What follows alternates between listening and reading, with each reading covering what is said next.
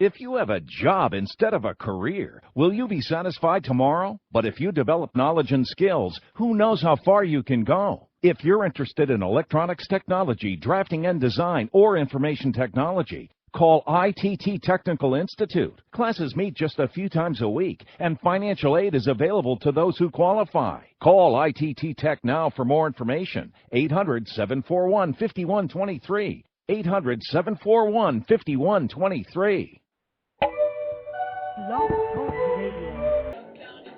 All right, welcome to the show. It's the Frank the Unicorn radio program, and this is our special solo show, a live solo show, and I mean solo in every sense of the word because I have no co-host. Beans is unfortunately not with me this week. He has some family obligations that he needs to take care of, and he's got some family in town that he hasn't seen in some time, and it's important for him to catch up. So we wish him the best, and he'll be back with us next week, live on the air, of course, Thursday night at 9. But I'm with you all night, at least for the next 2 hours, and it's going to be, as I say, the solo show because, again, no Beans. And also, I don't have my producer as well. My producer also is unfortunately unavailable today, so it's just Frank. So all Frank, no Beans. So I'm hoping that we get a lot of call-ins on the show today. I do have some music as well if there are any really, really bad dead spots or people really don't like what they're hearing. Of course, we're also live on Twitter, twitter.com/FrankTheUnicorn. You can always send us your tweets and your questions and things like that and comments. And the call-in number, 347-326-9700. And, of course, we hope to hear from you again. Just me tonight, so going to need all the help I can get from all our callers. We do have a couple things lined up. We should have a call-in. We've got a couple call-ins lined up. A movie premiere out in L.A., which is going to be cool. A friend of ours has been working really hard on a great program out there. So we're looking forward to him calling in and talking about that. Also, a little bit later on, we hopefully will have a call-in from guitarists from a local band, Jack and Ryan. And Ryan, the guitarist, hopefully we'll get Ryan to call in, just talk some music, talk a little bit about what they do down there. They're going to be at the Brick. They're at the Brick on Friday nights. Brick downtown, Fort Lauderdale, off Las Olas. And Ryan will be on to talk about that. We're going to talk about a fundraising show that's going on tomorrow, actually, at the Funky Buddha in Boca. And it's a fundraising show for a local burlesque dancer from Modern S Burlesque. And she's run into some terrible, terrible luck. And, of course, I shouldn't laugh, although the circumstances in any other situation, had they not been so horrific and dangerous, frankly, may possibly have been funny. But knowing that, there was actually some danger involved, it sort of takes away from the humor on that. There are a couple other things we're going to get to tonight. I do want to talk a little bit about, from my perspective, what it means to be a unicorn, because that is one of the things I get a lot of questions about, people that actually talk to me about the show, that email about the show, which is not a lot, really, but the few comments and things we've had and questions I've had, a lot of people have asked me, what's the deal with the whole unicorn thing? I don't really understand it. You don't really talk about it, and there's really nothing on that anywhere that we can find. So what is going on with that? And I'll get into that. I've like I said, got some questions on that we're going to talk about. Also, just a little segment I'm going to do for myself, which is stop making up words, although we made up a word last week, and I'm also going to talk about that word, so that'll tie in. And as well, we're also going to get into the end of the war, not necessarily the end of the war, but combat troops coming home, and I've got some commentary and some questions on that as well. So that's what's on tap for tonight. And again, Frank the Unicorn radio program, call-in number, 347-326-9700, and on Twitter, twitter.com/FrankTheUnicorn. Michael Ian Black is apparently in Columbus, Ohio, and it feels so good. He wants you to come see him Friday or Saturday, and I think that you should, because we like Michael Ian Black and we want him to call into the show. He did actually ask when we were about to do our first broadcast via Twitter what the hell we were, and he was told we were just this little radio program, and I was really hoping he would call in. Unfortunately, that hasn't happened yet. If you want to think of this as sort of being the Who to Get segment, that may be mine for this week, would be Michael Ian Black. And if he is listening or he hears this on a podcast, and hopefully he does, because I'm going to encourage everyone to go and see him this weekend. Columbus Funny Bone Comedy Club and Restaurant. It's 145 Easton Town Center, 614-471-5653. So if you're anywhere near Columbus, Ohio, go and see Michael Ian Black. And more importantly, when you do, say that you're there because you heard that on the Frank that Frank the Unicorn wanted him to call this program and talk to us. And so we sent you to the Columbus Funny Bone specifically to tell Michael Ian Black to ask him to please call our show. I shouldn't say to tell him, but to please ask him to please call our show.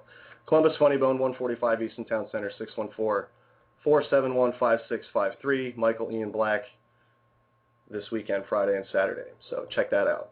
And if Michael Ian Black is out there listening or hearing this or anything like that, just want you to know that my favorite thing you've done and the thing that I would most want to talk to you about on the show is actually the show Viva Variety. Because it's one of those, like, sort of really kind of almost forgotten shows that Beans and I would normally be talking about at this time, but again, no Beans, so I'm just talking about it myself. It's one of those shows that it's just hilarious, and the concept is out there. It's just completely deranged, and it's really great. And he played Johnny Blue Jeans, and in particular, the scene and the skit where he was dressed up as Moby Dick, the Great White Whale, was my personal favorite. So anyway, if you've got a personal favorite Michael Ian Black moment or skit, 347-326-9700, and those rails I always talk about that we're never on. I'm already off them myself, and oh well. Anyway, so yeah, I guess that's pretty much my Who to Get, and again, I'll give the call-out number, 347-326-9700, twitter.com/FrankTheUnicorn, and okay, so what does it mean to be a unicorn? What is this whole thing with being a unicorn? Well, you know, the story goes back a really long way, and it's actually something that goes back hundreds and hundreds of years, and possibly even before that, but no one really knows for sure. I mean, I only know the story back to 1500, you know, just from legend and word of mouth and trying to find out what this whole situation was with having this thing.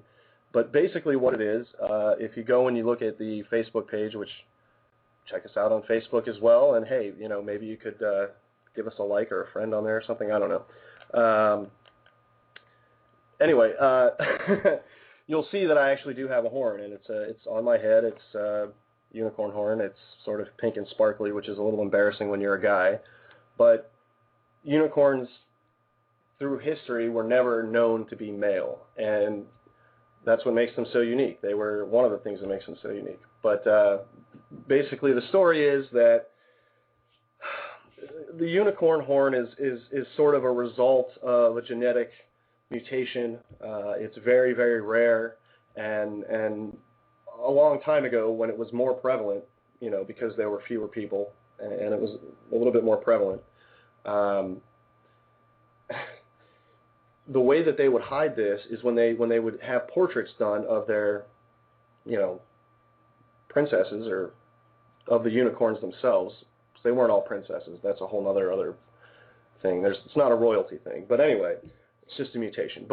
And it was more prevalent. But anyway, it doesn't matter. The point is, it was a genetic mutation. The horn would grow, and you know, it started out as a small horn, but it grew until you were pretty much through puberty, and then it reached its full size. And you know, the way that they would hide it is they would wear the long, tall hats that you always see back in the portraits and paintings from 400 or 500 years ago, whatever it is. And they would wear the tall hats to hide the horns. And eventually, that sort of started to fall out of favor. And especially when they were doing the portraiture, they didn't necessarily always want to be depicted with the hat. So they moved the horn to the horse. And that's how the confusion sort of began, where unicorns are horses. They're not equine at all. In fact, they're humans. It's a human mutation, and that's it's extremely rare and you don't see it. And in fact, as far as I know, I'm the only actual unicorn in existence, much less the only one that's male. So that's the story of being a unicorn. I have normal parents. I have a normal family with brothers and sisters and nieces and nephews and everything, and I live a normal life. I'm just a little bit different because I happen to have a horn on my head. And one of the questions I got asked here is from Minnesota, and this is Minnesota, not the state. That is the name of the person asking the question. Do you have any magical powers? No, I do not have any magical powers. Again, myth and fantasy and legend and things like that, when something's mysterious or unknown, things get assigned to it. I have no magic powers. I'm just a regular guy. I happen to know a lot of useless things, and I read a lot of useless books and watch a lot of useless programming. And I read a lot, and I try to stay up on things, and I have a radio show. And yeah, I happen to be a unicorn, but I don't have any magic powers beyond that. Not anything that no one, there's nothing that I can do that possibly anyone else can't do, aside from maybe picking fruit with my head, by like spearing it. But I don't like to do that. The only other thing I will say is that, one of the other questions I've gotten, the other major question is, why have you not just had the horn removed? And if it were possible, that may be something to think about, but it's not possible because unicorn horn is the hardest substance on Earth. It can't be cut, it can't be destroyed, it can't be harmed in any way. It's virtually indestructible. I don't know of anything that can harm it. It makes it extremely difficult to wear hats. I can't really wear hats. I have to wear specific types of hats because the horn gets in the way.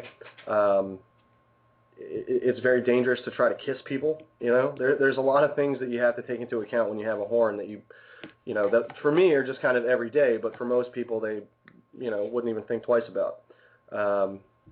So there's the deal with being a unicorn. I mean, that's basically it. That's pretty much all there is with being a unicorn.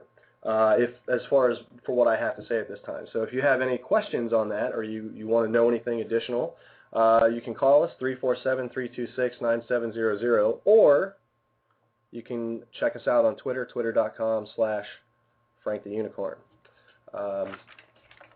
So yeah, there you go. That's it. And I'm sorry if that's disappointing because I don't have magic powers or anything like that, but it is what it is. I mean, that's how it goes.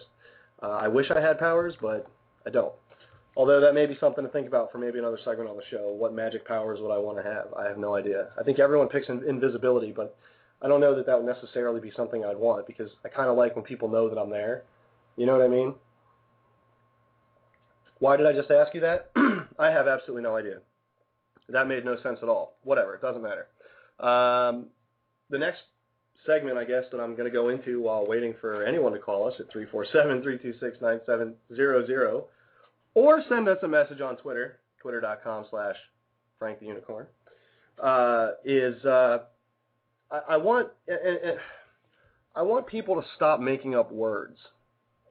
I was out last night and went to the World of Beer tweet up and actually had a great time there, so thank you very much to World of Beer.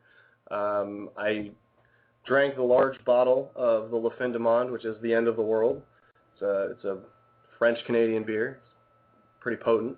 And the bottle, 25 ounces didn't seem like it would be a lot.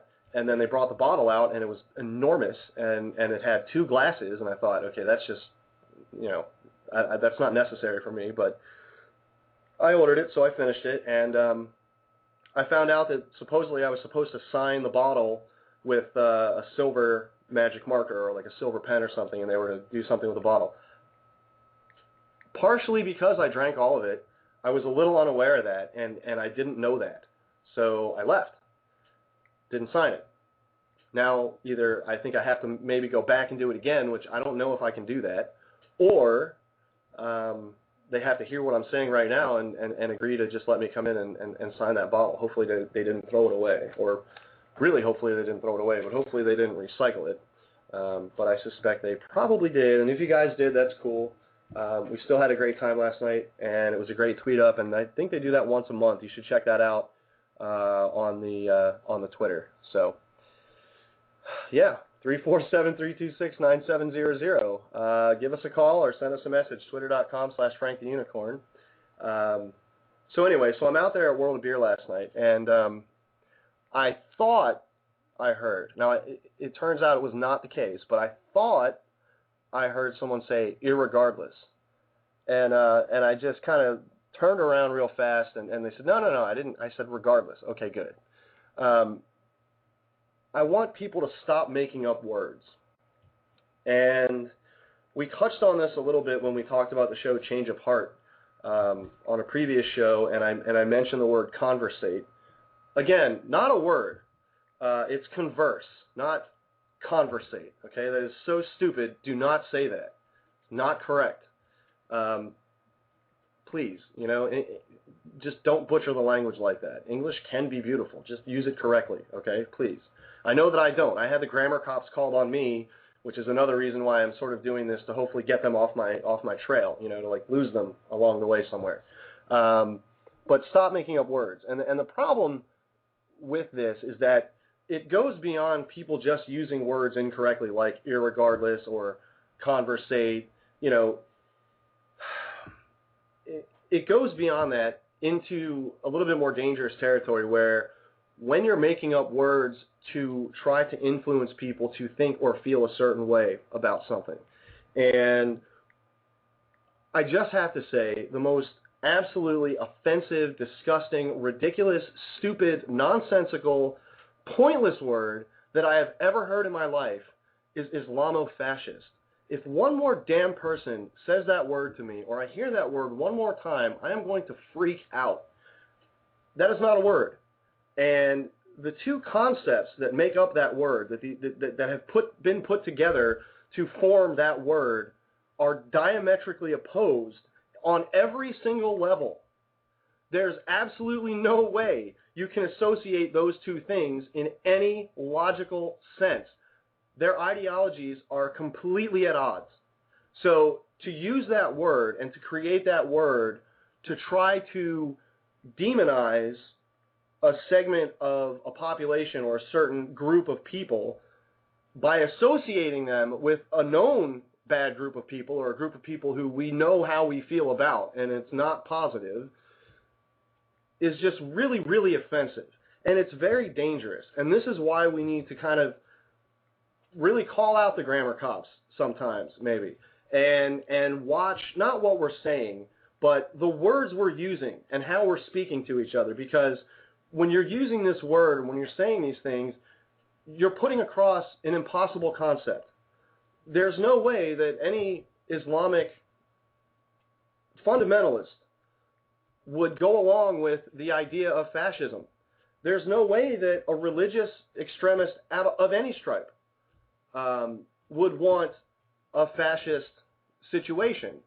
If they're that much of a religious zealot, they're going to want a theological, they're going to want theology. They're going to want, that's what they're going to want for their system. They're going to want the religion to drive the governance and the policy, not for business to drive the governance and the policy, which is exactly what fascism is, and that's where it comes from. And, people don't seem to understand that. They just associate it with a group of very bad people, which, yes, that's true. They were very bad people, and they did very bad things, and I don't even want to get into it, because I think once you start bringing that in and you try to associate someone that you're trying to demonize with that, you've lost. And that's the whole point of why I hate this word so much, and I'm going to use that word. Hate is a strong word to use, and I don't like to use that word. It goes against what I really believe, but, again, this is just such a pointless word, and it bothers me so much, especially as someone who, pretty much speaks his mind and talks for a living, at least over the last 4 weeks, hopefully. Anyway, 347-326-9700.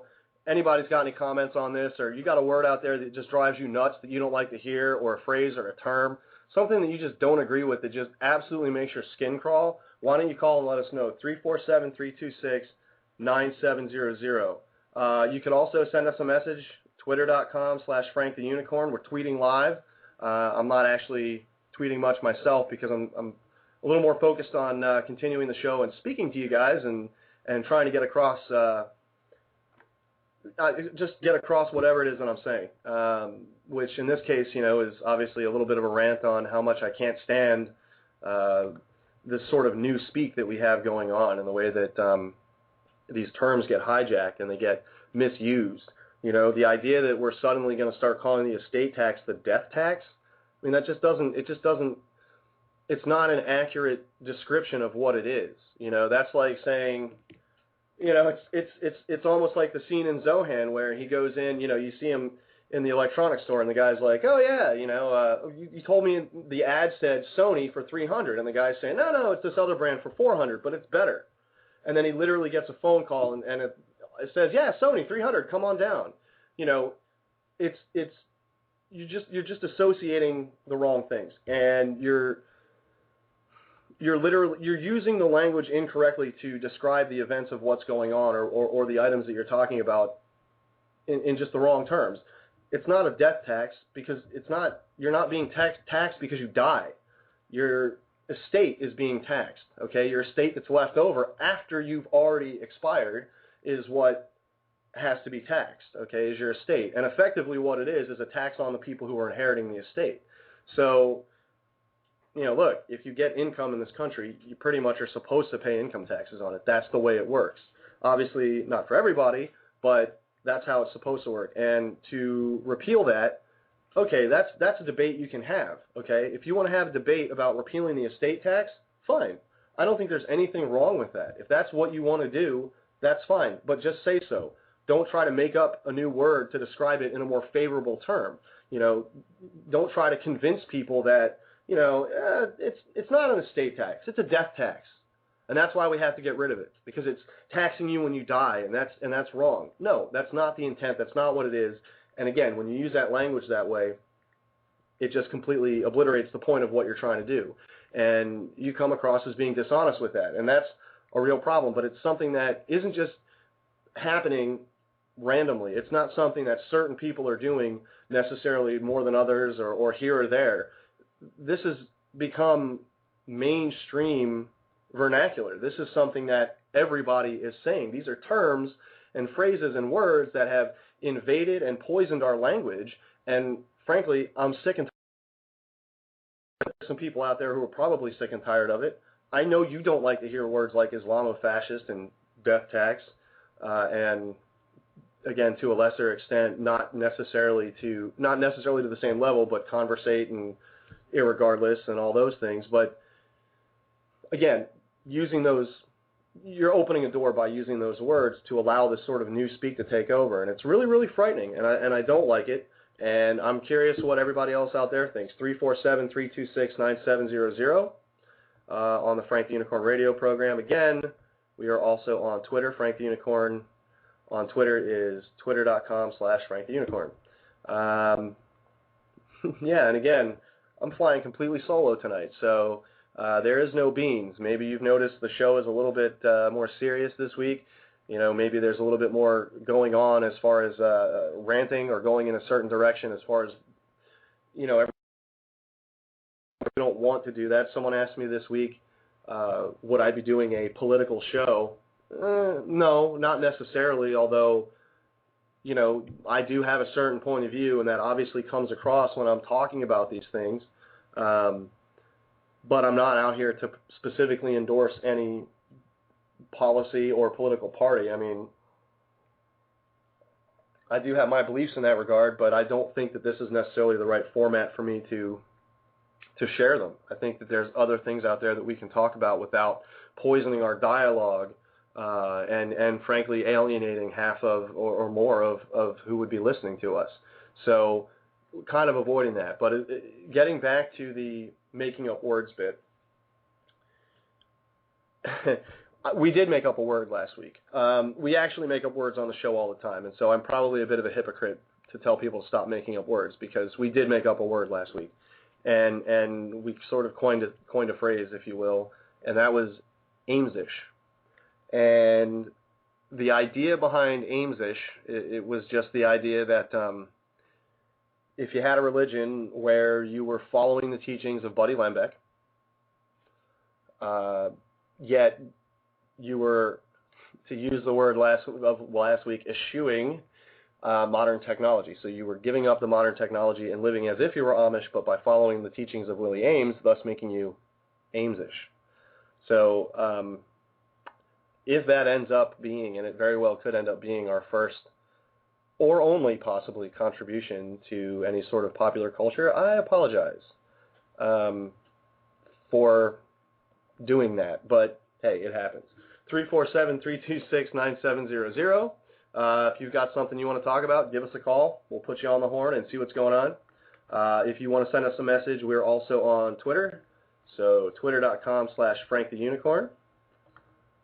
And nope, nobody is calling in. All right. Well, hopefully in about 3 minutes or so, we should have a call from Angie with Modern S Burlesque to tell us about this Friday's upcoming show. It's not just a burlesque show. It's also a comedy show. So hopefully we'll get some information on that, and we'll have that ready for you.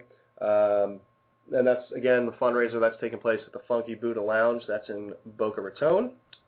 And if you want to check out the Funky Buddha Lounge, it's 2621 North Federal Highway. It's Boca Raton, and 561-368-4643.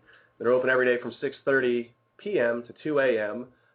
Go in there, get some great beers, get a hookah if you like. Check out the show. It's a great place. I like it there. They're not actually sponsoring us to say that. We just really enjoy going there. You go there, tell them that, hey, we heard you on Frank, so we showed up. That helps us, that helps you, everyone's happy. 347-326-9700. All right, so I'm not sure, one of the things I do want to talk about is the end of the war, but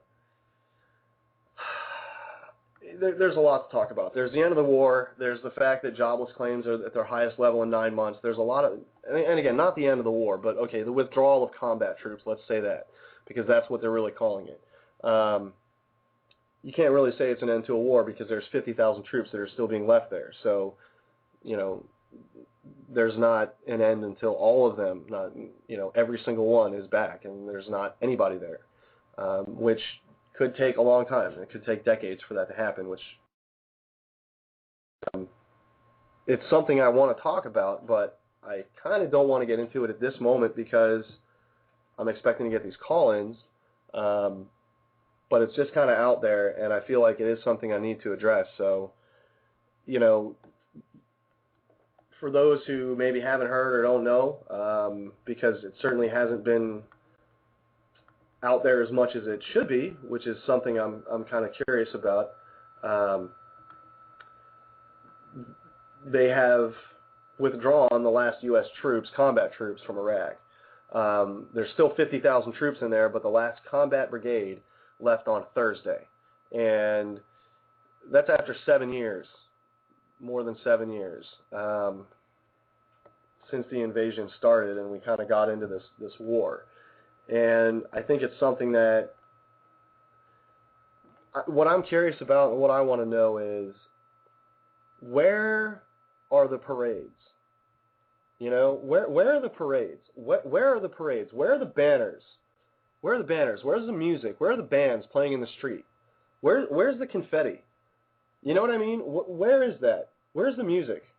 Where is the celebration that these troops are back? Where's that coming from? It's nowhere, and it's kind of, I'm curious why that's happening or where that is. I think that needs to happen. We've got a caller coming in. Let's see. You're on the horn. Hello. I'm just calling to say hi to Frank the Unicorn. Well, hello. You've got Frank the Unicorn. Hi. How are you? Where are you calling from? Where am I calling from? I'm calling from Fort Lauderdale. We're getting ready down here for Monster Jam tomorrow. Okay. What is that like? That's monster trucks, right? It is. It's a monster truck show. It's a huge monster truck show. There's going to be Grinder and Blue Thunder out here tomorrow, and they're going to be crushing some cars and doing some high-speed passes and stunts, and we've got some ATV races, so it's a pretty cool event over at the Bank Atlantic Center. All right. Can I ask, you sound like you may possibly be affiliated with Monster Jam. I'm 100% affiliated with Monster Jam. I actually work for their public relations firm. Oh, and who is that? It's RBB Public Relations down in Miami, Coral Gables. Okay. Big shout out to RBB, but yeah, we're excited about Monster Jam. We're getting psyched for it. We start up at 4 o'clock tomorrow morning, getting the floor ready and getting the stadium all set up for the event. So it's a big deal. And people should come out to the show if they're listening. It's 7:30 Friday night and 2 o'clock Saturday, and again 7:30 Saturday night. Awesome. And all right, can you do me a favor? Can you give us any kind of inside scoop? Is there anything that we need? Is there anything that we need to know to really maximize the enjoyment of being there? Is there anything that will kind of... The only thing I would say is that if your listeners would like to come out for the Saturday show at 2 p.m., just before the show at about 12:30, 1 o'clock, they do a pit party. And people who are attending the 2 o'clock show can go down to the pit party. They can get into the trucks. They can meet the drivers. They can be a passenger in a monster truck. So it's a pretty cool event that not a lot of people get to be a part of. So if I go down there, would I be allowed to ride in a monster truck? Well, I'm hoping Frank the Unicorn will come out on Saturday. But, yeah, Frank could absolutely get into a truck, and you could come hang out at Monster Jam with the drivers. Would they allow me to be... We'd love to have you there. Could I be in the truck when it crushes another car? Well, for liability reasons, we can't let you into the truck when it crushes a car, but we can let you into the truck otherwise. Okay, can I be in the car when the monster truck crushes it? Can I do that? I mean, if I you'd probably really don't want like to do that. we'd be happy to set that up for you, Okay, but I don't think you want that. All right, so apparently Frank the Unicorn is going to be at Monster Jam this weekend, and I'm going to go and get a monster truck. Saturday, 2 p.m., Monster Jam. Awesome. All right, well, Frank. Thank you, Miss Monster Jam, for calling us with that. I appreciate it. Absolutely. I'll talk to you next week. All right, thank you. Bye. All right, looks like actually we've got another call coming in. Let's go ahead. You're on the horn. Hello, Frank? Yep, this is Frank. Who's this? This is Angie. Angie. Hey, what's going on? Nothing. I've been talking about you all show. Oh, have you? That's awesome. My internet's out of my house, unfortunately. Well, I just actually got back from the dealership, and I'm checking out the car that I'm probably going to be getting from this big benefit that we're having tomorrow night. Well, here's what I want to do, because you've got the fundraisers tomorrow at the Funky Buddha. What time is it? What time does the comedy show start? The comedy show starts from 8. It's 8 to 10. It's pretty much sold out, the comedy show. It's a standing room only, if anything. But it's hosted by David Stebbins, who's a legendary comedian, very, very funny and well known. And he's hand selected about 7 other comedians that he, deems to be part of a wonderful smorgasbord of local comedy. And all then, right, go ahead. After that, they're going to clear out all the tables and chairs, and we're going to turn it into a little nightclub. And then that's where you're going to do, that's the burlesque show, is that right? Yes, it's going to be a modern-esque burlesque, which is a troupe that I founded with another girl, Miss Artist, and it's going to be six of our girls, and we have Matt Z, who's also an amazing comedian, who's going to be emceeing, and we have DJ Agent Rose, who's going to be spinning the very best of the indie electro. And then closing out the night, we're going to have a band called Lavola, who is they're a really good band. They just won a contest, and they opened up for the Silver Sun Pickups when they were in town. And what's the name of the band? Lavola. It's Lavola. Lavola. All right. And Angie, what I'm gonna want to do is after we're done, what I want to do is I want to get information for Lavola, and I want you to give me also David's information, and also post your links Okay. on our. We're going to post your links on our page, and that way people can right. contact you that way as well. Tell us a little Yeah, bit more. all the information is available at davidstebbins.com. Okay, excellent. All right. And how about Modern S Burlesque? Do you have a website? Yeah, modernestburlesque.com. The website's not completely up yet, but it'll direct you to our Facebook and MySpace and Twitter accounts. Okay, excellent. So now let me ask, you guys have more than one show. You guys are now this is because this is a fundraiser, right? Yeah, it's a fundraiser. I got carjacked about a month ago. Now here's the thing. I don't want to cut you off, but real quick. I just have to set this up because I'm going to set you up here.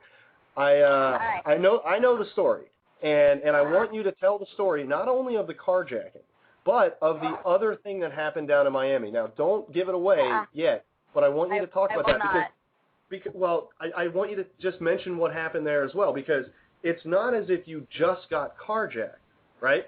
There was a little bit more. You had another really pretty bad luck, or another horrifying event shortly after that, which makes the whole thing even more compelling. So tell us first the carjacking story. All right. Well, I'm in a band called the Cordials, and we were coming home from a gig in Churchill around 3:30 in the morning. My friend Andres drops me off at my boyfriend's house like he always does. And this is Boca. It's 3:30. I call my boyfriend to have him buzz me in, but I hadn't done that yet. So I get out of Andres' car. I stick my makeup kit into my car, which I had just gotten back, and I see this hooded guy rush around the corner, and I'm like, oh man, I knew right away this can't be good. I'm in a 55 and older community at 3:30 in the morning, and somebody's scuffling around the corner. So he runs up to me and he demands my keys, and I panicked, and I was like, just take my purse, and he was like, no, give me your keys. So I reach into my purse and I grab my keys, and I'm wrestling around in my purse for a little while. I got a girl's purse with a ton of things in it.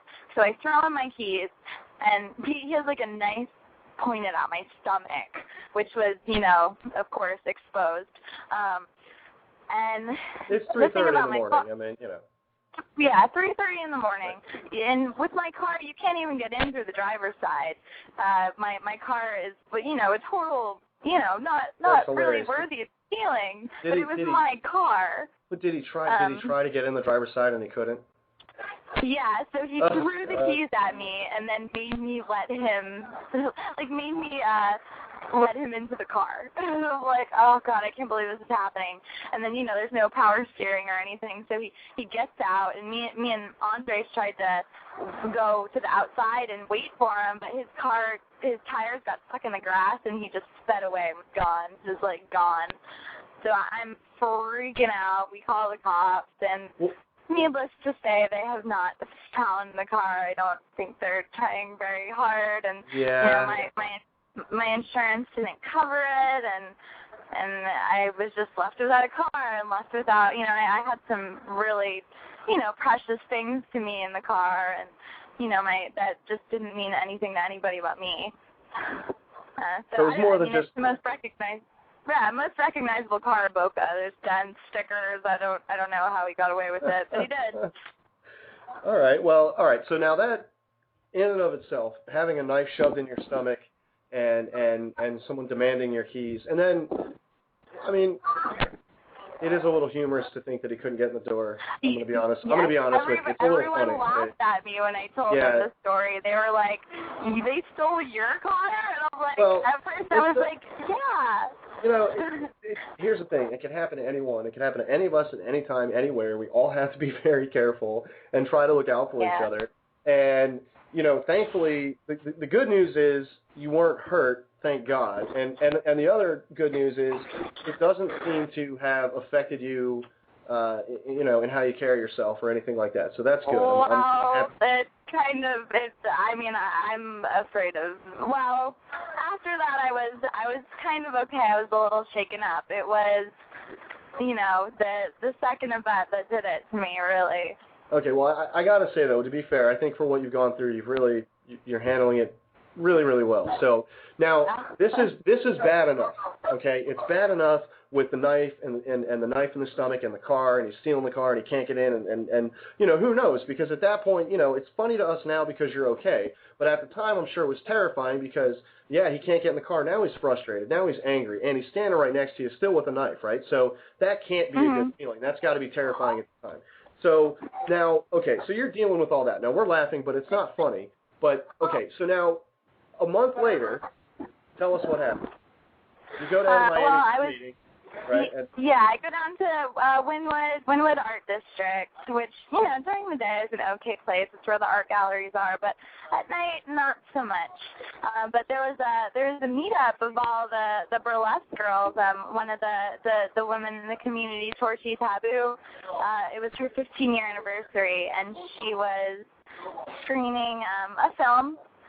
And we all got together to watch it, and it was supposed to be this big community thing because a bunch of troops had sprung up, and it was the first time, you know, representatives from everywhere were in the same room. So we watched the film. We're sitting there talking about the Orange Jamboree Burlesque Festival that's coming up, and some guy walks in and points a gun at the gallery owner and said, "Give me everything." And I was like, really? I was like, I cannot believe this is happening. So, of course, you know, there's 10 girls in, like, glittering heels, like, scream and file into the back. We all take our purses and throw it at the guy, and then he fires off around into the ceiling. Oh, my God. Yeah, and then we didn't know what happened after that. We were just all, like, huddled in the corner trying to listen to see if he was gone, and then we called 911, and they were, like, asking us. I didn't even know what to do. I didn't even know where we were. I'm like, oh, the art gallery? I don't know. So they're calling. They're asking if he's still there, and the art gallery owner's like, I don't know. Just find somebody. So maybe 5 minutes go by, and then we hear footsteps, and we all freak out. And then somebody that had came and left came back, and she was like, "Did Torchy leave?" And I was like, what? And we just all like freaked out and screamed, and you know, it was we were happy that it was just him. So yeah, so then that happens, and I'm pretty scared. I'm afraid of everything now. You've had pretty much a double whammy here. I mean, you kind of had, you know, it's bad enough to get carjacked, you lose your car, and then everything that's in your car, but then, you know, what, maybe a month later, after you, I'm assuming, probably started to try to get a few things back in order and kind of get things, kind of trying to get back to normal a little bit, as much as you can, you know, until you get the whole car situation straightened out, and then all of a sudden, and you're just trying to do your job, basically. I mean, it's what you do, so you're there for a meeting. It's really kind of a work thing, too. And at the same time, you're having a good time with your girlfriends, and then all of a sudden, here comes the guy coming in, shooting up the place, and robbing you again.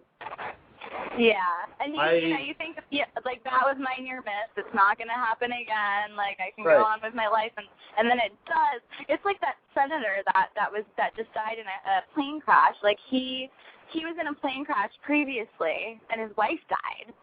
And then he gets in another plane crash. Like, who thinks that that's going to happen? Ted Stevens from Alaska. Yeah, that was, I mean, tragic. To lose anybody, for anyone to die, and especially in that way. But yeah, what are the odds? I mean, it's insane. I will say this: I'm not sure. I think that I should either hang out with you all the time. Yeah. Because it's not going to happen a third time. Or I should stay the hell away from you at all costs and never go near you, because who knows, right? I can't decide which it is. I can't decide if it's A or B. I don't know. I definitely want, like, a big man with me at all the time now. Well, listen, you know what? Let's do this. Let's just let everybody know again. The show starts at 8 o'clock on Friday night, and it's going to be at the Funky Buddha Lounge, and it's a comedy show. It's a comedy show followed by a burlesque show, and you also get a live band. You get La Vola, and you get the comedy of David Stebbins. You got 7 other comics, so you get 7 comedians. You get 6 burlesque dancers, right? Yes, 6 Okay. burlesque dancers, a killer MC. And this is all happening. And Lavola, and then all the burlesque music rockin' portion of the night starts at 11. Okay, and so that's at the Funky Buddha Lounge, and that's 2621 North Federal Highway. It's in Boca, 561-368-4643.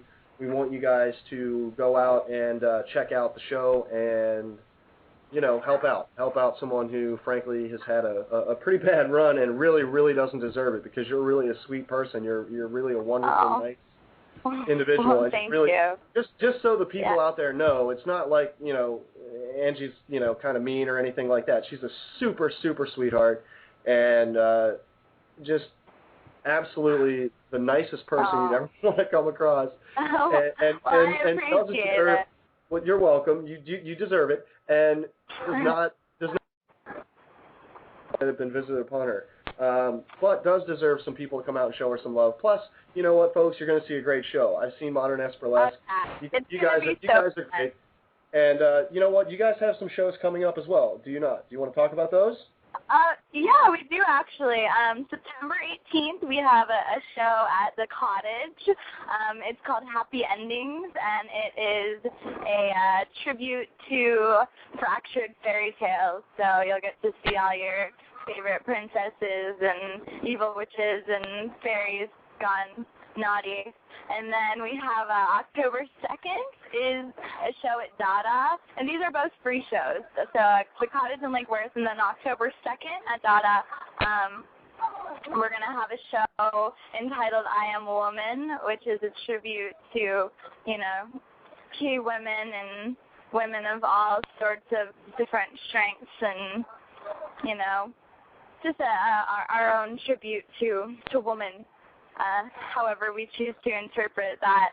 And then our big show is at Respectables on October 16th, and that show is called Happy Hour, and it is a tribute to the working woman. All right, so so we got the show at the Cottage. When is that again? What day is that? It's September 18th. I think it's a Friday, I want to say. Yeah, it's a Friday. It's a Friday night, the Happy Ending show. All right, and that's the Cottage. That's 522 Lucerne Avenue in Lake Worth, 561-586-0080. All right, and give us the info on Dada. Tell us about, just remind us about that show. Yeah, Dada's going to be really cool. They built a runway at Dada, so it's outside, and it's just right up there above everything, and that's going to be a free show with 4 of our girls, and that's right there on Clinton in beautiful downtown Delray. Yep, Dada, for everyone listening, again, 52 North Clinton Avenue, Delray Beach, 561-330-3232, and you can come check out Modern Burlesque there. And then you can head out to downtown Delray, 'cause it's right there. It's right downtown. Oh yeah, and there's plenty to do. It's a great little place. And then of course the big show is at Respectable Street up on Clematis in West Palm. Yeah, and that's our big show that we work on that for 4 months, and that's where we have all the girls, and we have ensemble numbers, and that's the really big show. And pre-sale tickets are $5, and there's only a limited number, but you can get them from any of the girls at any of the shows beforehand, and then it's $10 at the door. And all right, that's so just definitely like a big, wonderful event. So what you want to do is you definitely want to come check out either the show at the Cottage or the show at Dada, and then that way you can get your tickets half price basically for the Respectable Street show. Correct. That sounds like the way to go. I also forgot to mention, the Funky Buddha has been amazing with this whole thing. They've been really, really helpful. They're really good friends of David and I, but they have brewed a special beer for the event. They donated it, and all the proceeds are going to go to the Angie Got Carjacked Fund. And they sat down with me and asked me, what I like in a beer. So they made sort of like a honey rose ale that they home brewed, and it's only going to be $3 a pint. And then, yeah, they're just donating everything to us, and they're going to be raffling off a hookah, and there's going to be a hookah blend, a strawberry rose blend that they're going to donate some of the portions to the fund as well. So all right, so let me. But yeah, they have a little microbrewery in there. It's a great little place for beer aficionados. They have just everything. So let me just run this down real quick for what you're going to be able to get when you go, okay? Because if you're going Friday to the show, and hopefully you are, to the Angie Got Carjacked show at the Funky Buddha, it starts at 8 o'clock. You're going to get 7 comedians. You're going to get 6 burlesque dancers. You're going to get a live band. You're going to get Lavola. You're going to get David Stebbins. You're going to get a DJ. You're going to get a special beer. You're going to get a special microbrewed beer with a special price, because $3 a pint is pretty doggone cheap. Like nothing. Yeah, it's basically free. You're going to get a special hookah blend, and you're going to get a hookah raffle as well. And you're going to get support a great cause. So I think it's kind of a no-brainer. I think everybody out there, you know what? Let's see. Check out the show Friday night. How about that? And then I agree. Awesome. All right. Well, Angie, is there anything else you want to talk about? No, that's pretty much it. Just check out davidstebbins.com. He's been really great. Check out David Stebbins. Check out Modern Burlesque, and I hope to see everybody come out. It's going to be a really amazing night, as Awesome. well as being a really good cause, and I'll be able to get around, and everyone can stop having to give me rides everywhere. Well, there you go. All right, Angie, thank you very much for giving us a call. We appreciate it, and hopefully we get a lot of people out there. You're very welcome. All right, everybody. That was Angie from Modern Burlesque. She's got, as I said, her fundraiser that starts 8 o'clock, Funky Buddha Lounge, Friday nights. And we want you to go there and check out the show. It's a great show. Again, you're going to get 7 comics, 6 burlesque dancers. This is almost like the 12 Days of Christmas here. You're going to get live band Lavola. You're going to get the comedy of David Stebbins. You get the special beer, the special hookah blend. You get the hookah raffle. It's all there. 2621 North Federal Highway, the Funky Buddha Lounge, 561-368-4643. And when you go there, because I'm sure you will, because I keep talking about it, let them know that Frank told you to stop on in. So hopefully we'll get another call in here in a few. I think we may get a call from our buddy out in L.A. to talk about his new project. 347-326-9700 on the call-in line. If you've got anything going on, we had a little surprise call on Monster Jam there, and apparently I'll be going to see Monster Trucks on Saturday. I've never actually seen Monster Trucks. I'm aware of them. Obviously, I know what they are. I'm for anything destroying something else, so I guess it should be a really good time. I'm sure I'll learn a lot while I'm there, and it'll be great. We're going to take some pictures. We'll post those on the site, and we'll let you know how that all turns out. I want to talk just for a second. I was talking a little bit before the call about the removal of the troops, or the combat troops, and my sort of questioning, where's the celebration that they're back? And I really don't want to lose that theme. I really think that's important, so I want to just mention that again. And I think that one of the things that we can understand from that is, this show is my way to say this is what's on my mind. This is what's bothering me a lot. This lack of joy, basically, or even recognition on our part that these troops are coming back. It bothers me, and this is my way to get that out. This is my way to share that, and it speaks a lot to how our world is changing. And again, it's going to tie in a little bit with what we talked about earlier as far as how newspeak is kind of overtaking things. And the reason we have, again, this responsibility, because the internet, for the most part, and we're broadcasting on the internet, that's how we do the show. No radio station right now would say, I'm going to put a radio, I'm going to take a unicorn and put them on the radio. We're going to have to prove everything from day one, and we're going to have to, that's just the way it works. And that's fine. We don't mind that. That's great. And I think personally the internet is the best source for us to disseminate information and talk and share and discuss things and ask these questions. And not to ask questions in an inflammatory way, but to ask these questions in a way that generate discussion and get us all talking about really what's all collectively sort of on our mind. And that's what the internet allows us to do. That's why it's so powerful, and that's why they're so afraid of it, and that's why so many people out there have made attempts to try to control it, because it's sort of an uncontrolled media source for all of us. And I just want to remind everyone of that, because we all have the ability, to share whatever it is we're feeling, to talk about whatever it is that's going on, whether it's in the news, whether it's in our lives, whatever. It gives us ways to communicate that we've never had before, and it brings us all very, very close. As the hounds go insane in the other room, hopefully I'll just be able to speak over them. But it's very important to recognize that one of the things that this allows, is that the internet allows us to have word of mouth traveling instantaneously, and word of mouth now travels at 140 characters a time. You can go on Twitter and pretty much get any information you need pretty much instantaneously anywhere in the world. You can share anything with anyone that chooses to see it, just like I'm doing right now with this program. With how I'm speaking right now to everyone, anybody could do this, and you just have to have something that you are passionate enough to share, or that motivates you or drives you to do that. And I just want to remind everyone of that, and let everyone know that, it's our responsibility to take over, or to take back the direction and the discussion of what's going on and of where we're going.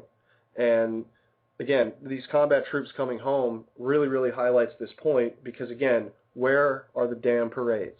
Where's the music? Why is there not 24-hour coverage on the news of everybody coming home and seeing their families and all this stuff? I'm not seeing any of this anywhere. I don't like it. That's just how I'm feeling. That's just what's going on for me when I see this. But, maybe if we all kind of start asking these questions, maybe we can get that going. Maybe that would happen. Maybe that would make a change. It's certainly not going to come from anywhere else. It's got to come from ourselves. So, that's pretty much it. Anyway, 347-326-9700 on the Frank line if you want to call in, if you've got something on your mind, if you want to talk about something, if you have questions, or you can reach us on Twitter. We're on Frank the Unicorn. If you've got anything you want to share, anything you want to talk about. Not really sure what else is going on out there. Well, there's a lot going on out there, obviously. Jobless claims now are at a 9-month high, and they say that for the first time in all year, we may actually end up losing more jobs than are created by the economy. I don't know. I feel like, as far as this economic recovery, if that's what you could call it, is it really going? I don't really see it. I don't see people necessarily doing any better. I think people have just adapted and learned how to, live a little bit differently and make some sacrifices, some difficult sacrifices, just to get by. And that doesn't necessarily mean our quality of life is any better, and it certainly doesn't mean our economy is getting better. And to me, when you say economy, it doesn't really translate to how real people are doing, because those numbers can be so skewed depending on how you look at them. And what we really need to talk about and really think about is our quality of life and what's really happening with our quality of life, not necessarily just with the economy. Because look, if people are making a ton of money at the top and nobody's making any money in the middle or at the bottom, the economy technically is going very strong. There's a lot of money being generated, there's a lot of wealth, there's a lot of income. Unfortunately, it's all going to the same, few people. It's going to a much smaller group of people. It's not being spread out. It's not reaching out. It's not making its way across, across the society, across that divide. So you don't have that affect, it's not affecting people in the middle class or even in the lower end in any positive way. It's just crunching them and hurting them, and that's how you can skew. Those numbers can get skewed in a lot of different ways. So really, instead of just talking about the economy and economic numbers, let's talk about people's quality of life and how people are really doing. Do you have health care? Do you have good health care? Will your insurance company drop you at the drop of a hat? How has your lifestyle changed? What are you sacrificing? What are you giving up? What are you changing to just get by? Not to live well, not to do a great, not to have necessarily the security that you want. I don't think that you necessarily find happiness in any sort of material possession, but I think that if you need to have some security and know that you can have a roof over your head and food in your stomach. And I'm just curious, what are other people doing? What's really going on with our quality of life, and what are we really sacrificing individually and collectively to reach that? 347-326-9700. And that also goes back to where we need to ask about cost. What are our priorities? Where are we spending our money? How's that being allocated? And how are we really defining how well we're doing? I don't know. That's why I'm asking. What do you all think? 347-326-9700. I will say this. I understand and I realize that if there's anyone out there still listening, over an hour in now, to the Frank the Unicorn solo show, and I'm sure damn going to try to get through all 2 hours, but I do need some call-ins to see if we can do that. 347-326-9700. I will say this. I know that the tone of our show has changed just a little bit, and we've gone in a pretty much completely different direction than what you're used to. Right about now, we'd probably be talking about the week in history. Maybe we'd be making fun of some more celebrities. We'd be bringing up Steven Seagal. There he is. I just mentioned Steven Seagal. It took an hour and 3 minutes into the show, but we had our weekly Seagal mention. He's been mentioned in every single episode or every broadcast we've done, and I didn't want to skip him, lest he go back and find out I did not mention him in a positive way. I don't want to anger the Seagal. I don't think it's a smart thing to do. Anyway, so... and Gutenberg, I have to mention Gutenberg as well. There you go, Gutenberg, you got your mention. Okay, so I realize the tone is very different, but again, we're beansless tonight, so this is the solo show. It's just Frank and no beans. And again, this is just something where, hey, I've got to get this out. I'm just going to say what I'm thinking. And at the same time, hopefully we're going to be able to talk to some other people and get some promotions going in here and talk about some cool things that are going on. And it looks like we got our call from California. You're on the horn. Oop. You're on the horn.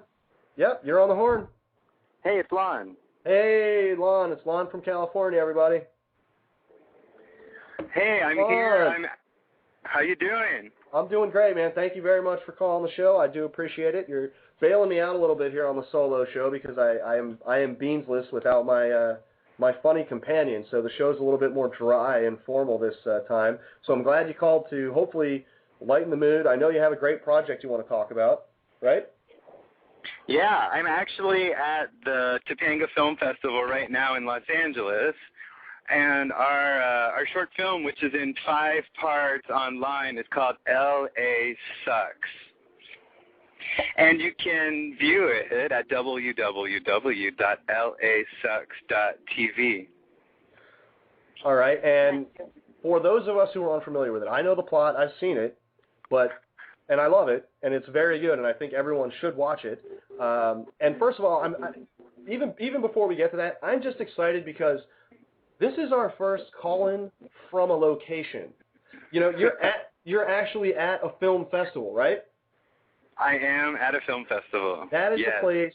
That is certainly a place where Beans and I could geek out hard, and have. We've gone to film festivals, and we geek out hard at film festivals. So I'm glad that our first live, sort of on location report, if you will, is from a film festival. That is really cool. So tell us more about the festival. Tell us more about the show. Well, the festival is in its 6th year. It's in Topanga, which is a canyon near Malibu, and it's where a lot of artists and people's favorite musicians live and work because it's like a bit of nature within this huge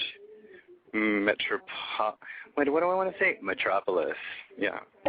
So there's a lot of local work. There's a lot of short films, and they're showing some of the all-time greats like Easy Rider. There's a big party tonight. I just saw the whole Arquette family walk up.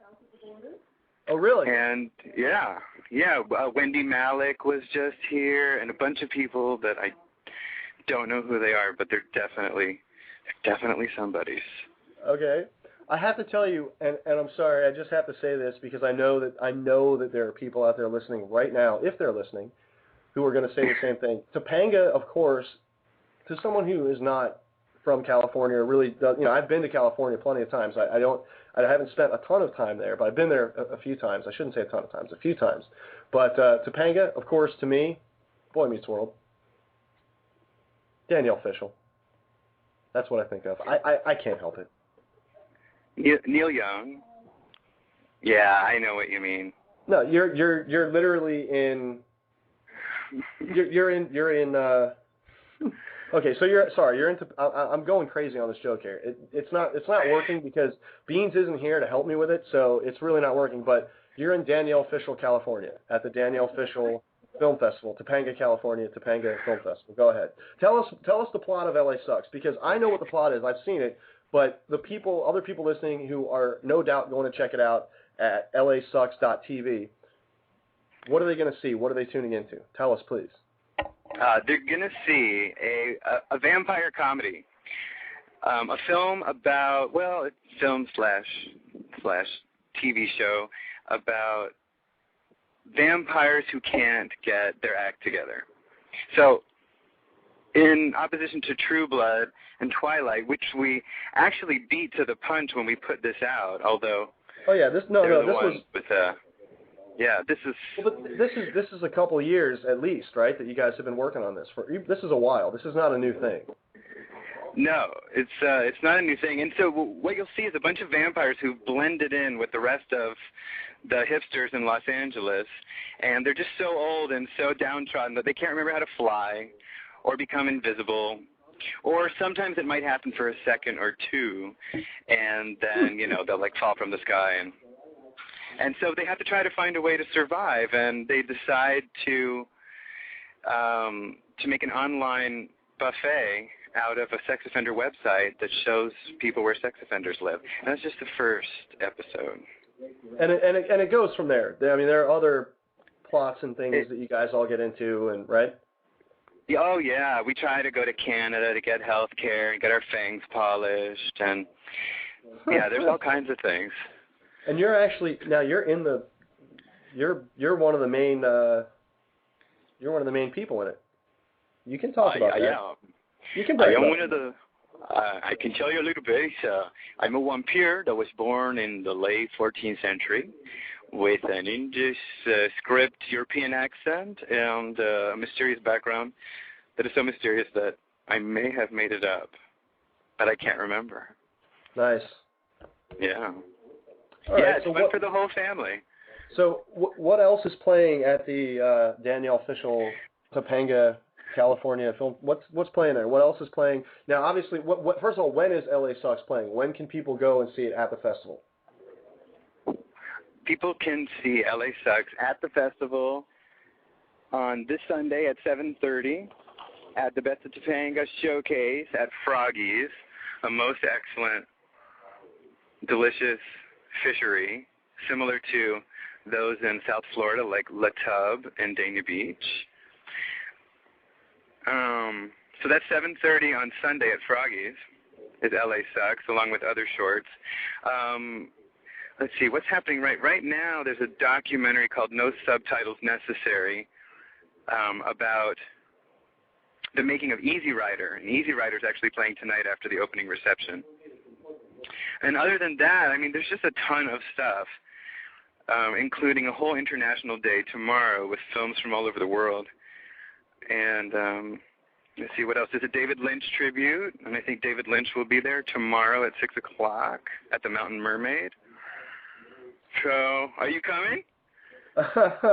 Unfortunately, no. I'm very far away on the East Coast. We're actually broadcasting live from downtown Delray, so we're a bit too far to make it out for it. But I definitely want people to check it out. If you're there, please go and check it out and see it this Sunday. And also, too, for anyone listening, check it out online as well. Now, here's the thing. In honor of Easy Rider, okay, I am going to tell you my Dennis Hopper story. I have a Dennis Hopper story. I have one Dennis Hopper story, just one, and I'm going to tell it to you. I'm going to tell it to you. It doesn't even involve me. I am so far in the periphery of the story that I might as well not even. I would literally be. I would be Pluto if the story were the sun. That's how far from it I am. But I'm just that close enough to it that every once in a while I orbit around and I can claim some connection. But here's the Dennis Hopper story, okay? True story. Dennis Hopper, okay, legendary actor. He did just pass away, but legendary actor, legendary director, was in Easy Rider, was in True Romance. Lon, help me out here. He's been in a ton of great classic movies. He was in Speed, okay, for those of you who are maybe a little younger. Just a ton of great movies. Dennis Hopper is an iconic actor. He was in Apocalypse Now, right? Ton of movies, ton of films. Great films to pick from, right? Ton of them. Hundreds of films. Amazing films. Okay. So my father-in-law, okay, Mark, who I love. I love the guy. He's great. I love him. He's only all right. Anyway, Mark meets Dennis Hopper. Okay, meets Dennis Hopper, and he's doing security. Meets Dennis Hopper. There's Dennis Hopper. Comes up to Mark. Says, "Hey, how's it going? I'm Dennis."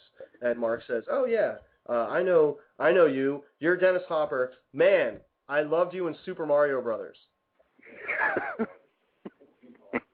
Nice.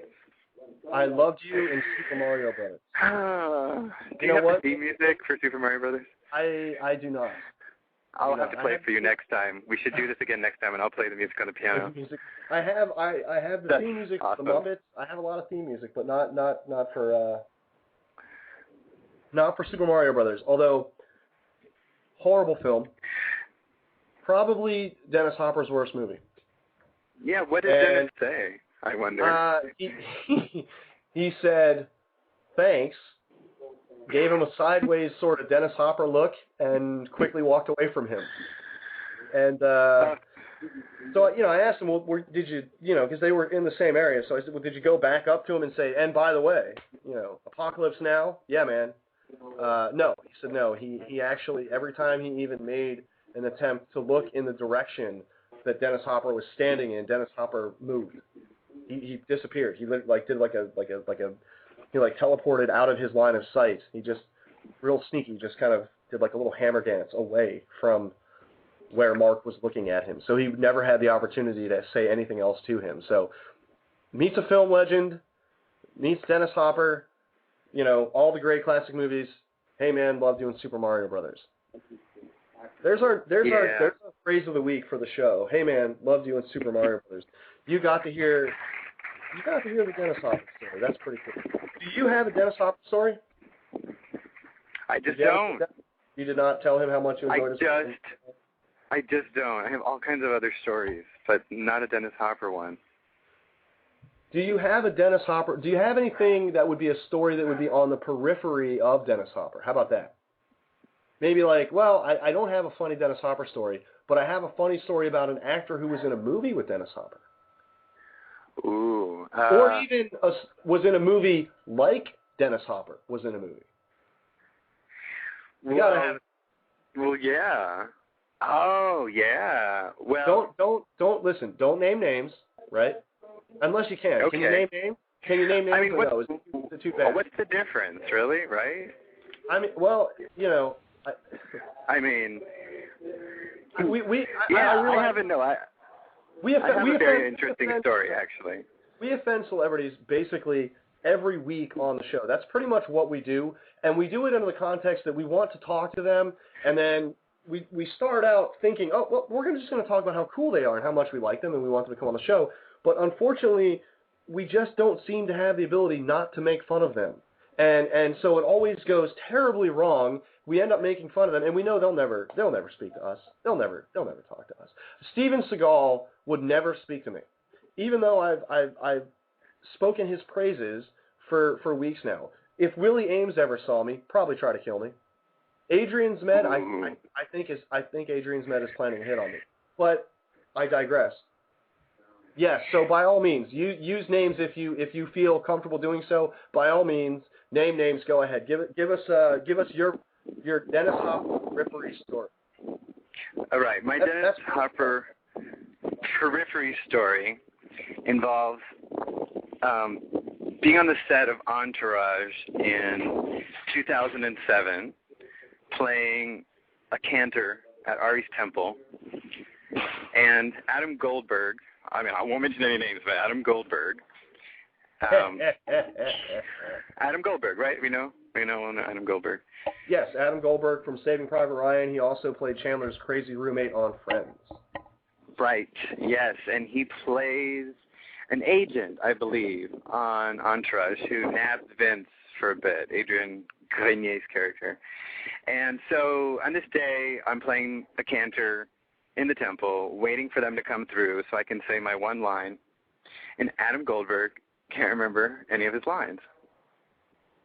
So on the 42nd take, oh my God, he just puts his script in his back pocket and says, I can't do this now. There's too many people watching. So that was a little Dennis Hopper, but it gets better. Of course, I was thinking, well, I'm just playing the cantor, and I can remember my lines, so maybe I could get paid a lot of money to remember my lines. And I haven't worked with Spielberg, sir. Sir, can't do my lines. There's too many people. Come on now. So then, because it took so long, and then it went on to like 60 some odd takes, and by that time a light broke, and Jeremy Piven got really pissed. And instead of the director calling cut, Piven called it cut and decided to go to his car and said he was going to be having lunch in his car and he would be there if anybody needed him. So those are two kind of Dennis Hoppery. I'm gonna ask you some follow-up questions now. All right. First of all, Jeremy Piven went to his car to eat lunch. Does he drive a food truck? Does he drive a food truck to work? He drives a taco truck called Lupita's. Lupita's. Yes. Jeremy Piven drives Lupita's taco truck.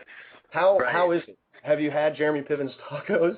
Oh, he's great. Yeah, I mean, there's like 4 kinds of fish tacos. There's carnitas. There's, yeah. See, this is something that most people don't know. So this is something you can only hear on this show right now. And you know what else? Here's the great part about buying a taco from Jeremy Piven, or at least the convenient part for Jeremy Piven. You know what he does not have to worry about using? What? A hairnet. Ooh. Exactly. Oh, yeah. Dear. You know what? I feel bad. We touched on that a little bit with Seagal and his moving hairline, and I kind of did Brendan Fraser a little bit too. I got him a little bit on that. I feel bad for that. I shouldn't mention it, but I can't help it. It just comes out of my mouth. Well, but it's one less thing to worry about. It's true. Don't we all need one less thing to worry about? Yes, that's true, and it allows him to focus his energy on making a superior taco and serving it on his lunch break from his hit TV show. From his what's the name of the taco truck? Lupitas Frescas. Lupitas. All right. Yes. So, all right. And so did Goldberg ever? He eventually got it, right? He eventually got it. Yeah, he eventually got it. Editing does wonders for people. So if you watch that episode, what you need to do, anyone that's listening, what you need to do, if you watch that episode, you need to just check that scene where they're walking out, right? They're walking out of... Walking in to Yom Kippur, yeah. Mm-hmm. Okay. And so... Holy Savior. Do you remember any of his lines? You heard them a lot, I'm sure. Or you probably didn't, because he couldn't get them right. He didn't remember them. So do you remember them at all, or no? Do you want to... You can really show up if you remembered his lines. Because it's like 3 years in the past. And he couldn't remember them on set with them in his back pocket. If you can remember them now... That would be really impressive. I know I've just put you really on the spot, but do you remember any of his lines or no? Well, it was something like, You really make me want to do good here, Frank. What did he say? Something about, listen, Ari, I've got him now, and something about some island in the Caribbean. And I'm sure that's more than Goldberg could do.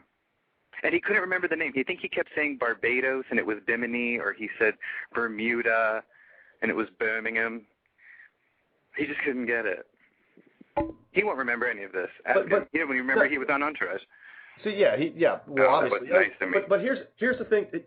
Okay, but we can say, though, Adam Goldberg is a good guy. He just happened to be maybe having a moment where he was forgetting his lines. It happens to everybody, right? Sure. But at the same time, I do want to point out, and this is something everyone should keep in mind, that here we are 3 years later, and the cantor who was in the scene, the actor Lon, who was playing the cantor in the scene, 3 years later, without the script in his pocket, never had the script, not his lines, didn't even hear the correct lines probably at all in the right order, right? Remembers most of the context and pretty much the dialogue to some extent of the conversation that he couldn't get that day with the script in his pocket. And so that alone should have people going to see L.A. Sucks on Sunday. It's the Froggy, is that right? The Froggy? That's right. And if you can't, at Froggies, I think the website is froggiestopanga.com. And if people want to check out the film festival, it's topangafilmfestival.com. And if you can't make it to Froggies, you can watch us at lasucks.tv, and that would be awesome, especially if you like it and you laugh, then we've done our job. Even if you haven't liked it that much, I guess we did our job because you watched it. But you should like it. And again, important to mention, well, I liked it. I mean, I think it's funny. I think the idea of, I'm sorry to say this, but some kind of loser vampires is pretty hilarious. And the fact of the matter is, this is something that was done well in advance. I mean, there's a new movie coming out of it, this weekend. Another one of these terrible, let's make a quick buck spoof movies. Vampires suck. It's coming out this weekend. Don't, my opinion, don't bother with that crap. Go see the stuff that, when people were doing this before that was thought of, before Twilight even really came out. You guys were already sort of riffing on this whole trend, pretty much, right? You were pretty much ahead of the curve. We always thought that some loser vampires needed to be out there. It's been missing since ever. And you guys are adults. It's not a bunch of sulking teenagers running around. You're not making fun of a bunch of sulking teenagers who are just too pretty running around and oh, look at me, look at me and my six pack and right. I'm so beautiful and my life is so bad. We can't get into the club. Tattoo on my arm. Yeah, no, it's not that. It's more of an adult. There's some more adult themes going on there, and the humor is definitely a little bit more grown up and a little bit more advanced than that. It's not stupid, sort of slapsticky. It's pretty hilarious, but it's a little bit smarter than that, I think. Well, thanks. You're very welcome, and I want to encourage everyone to come out and see that. And I'm going to pick your brain for a little bit more because you're out there on the West Coast, and this is our first time really talking to anyone out that far west. I don't think we've had a call we haven't had a call from California before. You're our first California call. And you're also our first on-location sort of, as I said, on-location call. So I want to pick your brain for a little bit. I'm not going to let you go just yet. I mean, I like that we've gotten to talk about L.A. Sucks, but I want to talk just a little bit more about L.A. because part of the show is riffing on not just the idea of these guys being sort of out of touch, sort of, vampires, and the context of what that means in LA in itself is pretty hilarious, and very, very smart. But it's also a commentary a little bit on the city itself and that lifestyle. So talk to us a little bit about why LA is different, because it is really a different mindset out there. I've been there a couple times, and it was pretty terrifying at first.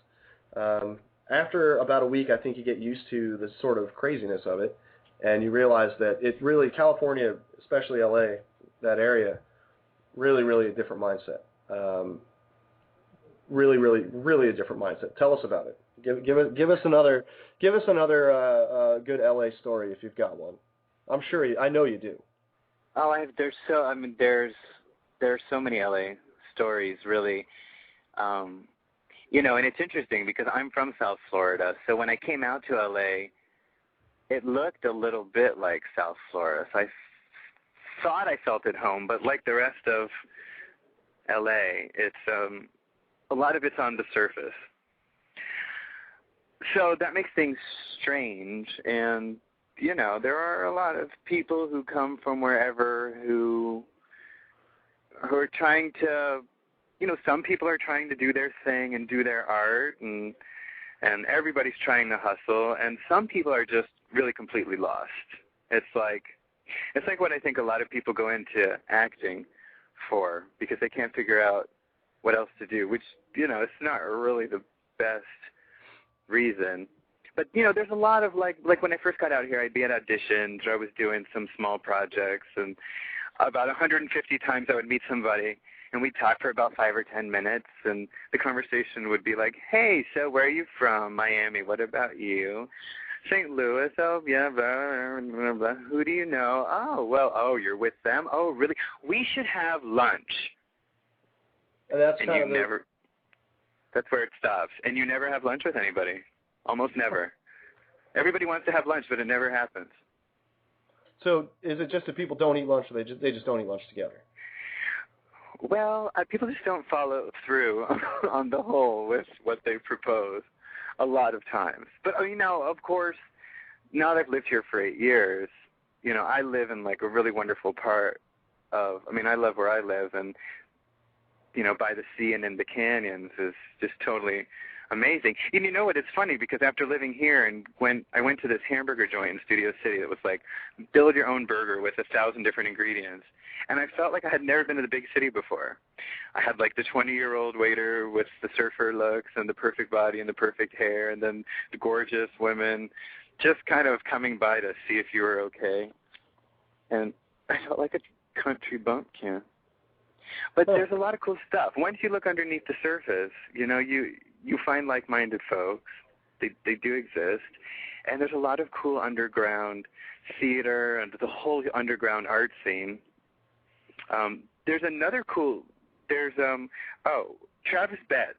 This is something interesting to watch. It's called The Receptionist. It's pretty brilliant. He's part of our little underground. You know what? I've heard of this. Yeah, I have heard of this. Definitely, let's talk about this, because this is really cool. This is the guy that did the whole thing at his desk, right? Well, he was a receptionist, and he actually worked. He still is. Okay, he still is. Yeah. Go ahead, tell the story. It's great. This is good. Well, he's a receptionist at an artistic management company out here that represent working artists, and he's a working artist. He's a brilliant director. He's a brilliant actor. He's a brilliant composer. He's a brilliant writer, and he decided to start this series at his desk at the management company during working hours. And he makes his own sets, usually with cardboard paper and some soft cloth and Velcro and markers and things. And he uses and they're really bizarre around. too. He uses whatever office supplies, basically, right? He doesn't.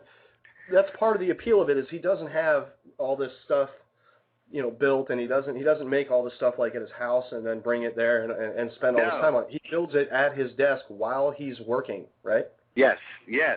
It's the most low budget film piece you could ever do, outside of just, you know, talking to your camera in your bedroom. This is the next step. Just right after that, and it's totally brilliant. You know, it's the most simple things sometimes turn out to be the most brilliant.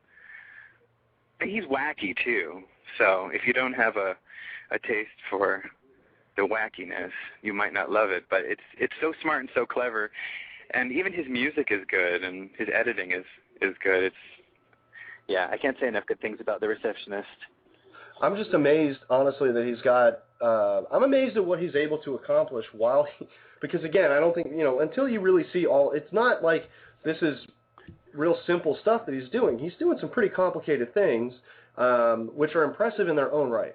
And when you add to the fact that he's doing this, again, like I said, at his desk while he's answering phones and doing all these other things that he does, he's working a full-time job, and this is just the thing he does in his downtime, I guess.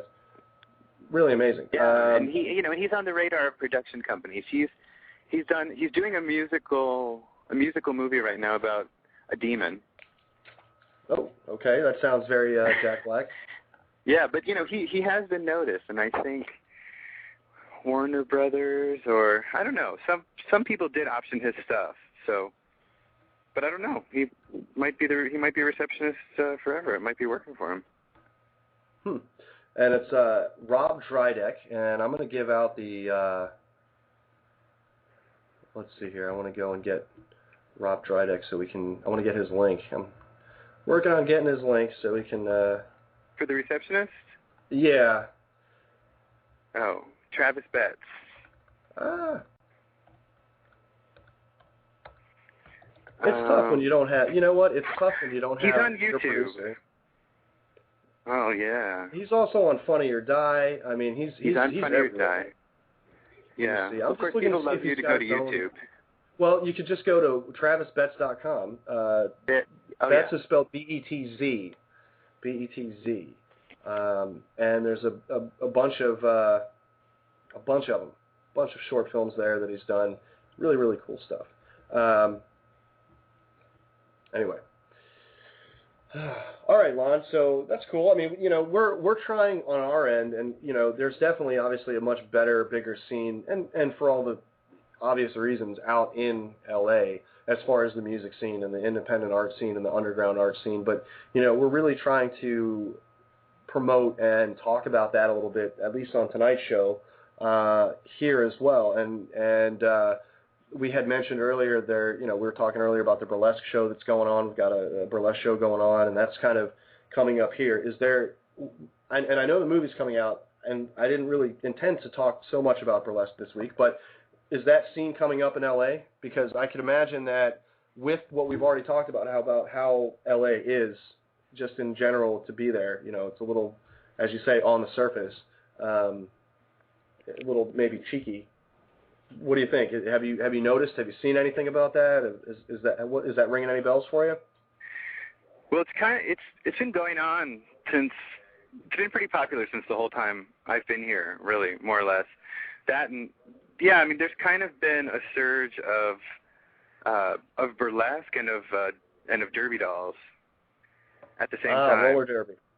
Roller derby, yeah. I used to live in a building in Los Feliz with 2 burlesque dancers and 3 roller derby dolls. I mean, dolls. They call themselves dolls, but you know, they will cut you.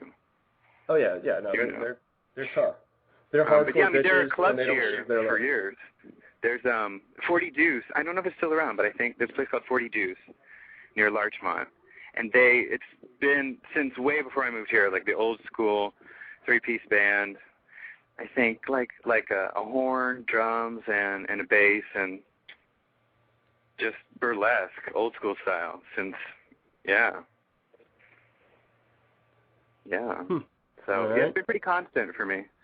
Yeah. Well, it just feels like you guys are maybe a little bit ahead of the trend. You know what I mean? Obviously, for the, you know, as I said, for the obvious reasons. Is there anything out there that's going on that you think is going to be the next big thing? How about that? Oh, that's a good question. Well, LA sucks for one.